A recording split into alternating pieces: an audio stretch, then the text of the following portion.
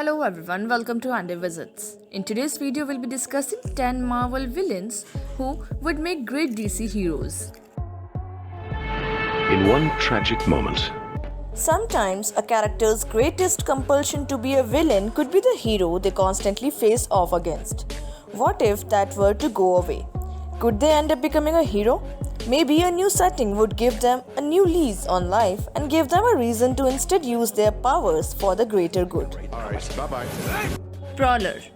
The original version of Prowler, Hobie Brown, did come around to being a hero after tussling with Spider-Man. But Aaron Davis, the ultimate version of Prowler, also seen in the film Spider-Man Enter the Spider-Verse, often then not entertained his villain side. Even in the DC universe, it seems like he could fall into a life of crime, but with his high-tech gear and the right mentor, he could live the life of a hero.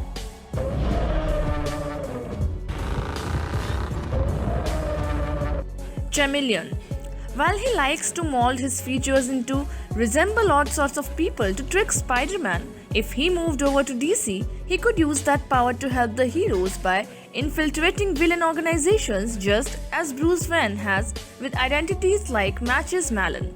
His ability to perfectly match voice pitch as well as visual manipulation could prove useful if he became an anti-hero on the likes of such teams as the Suicide Squad. See the true face of your enemy before the final. Just do that.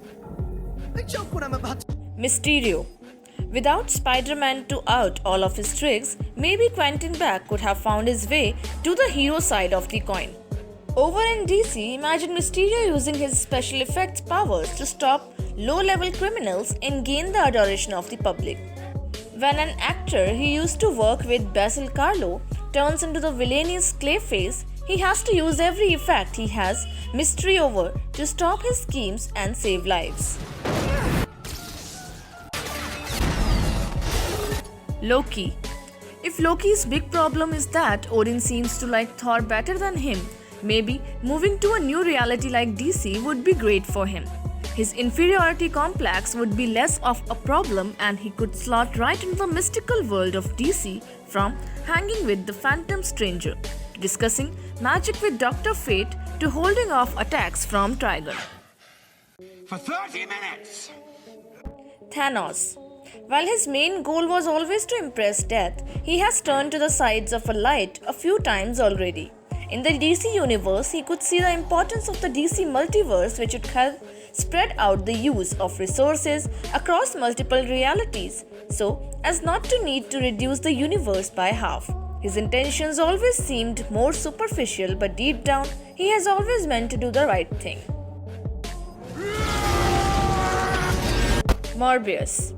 Dark, brooding creatures of the night are not uncommon to the DC universe.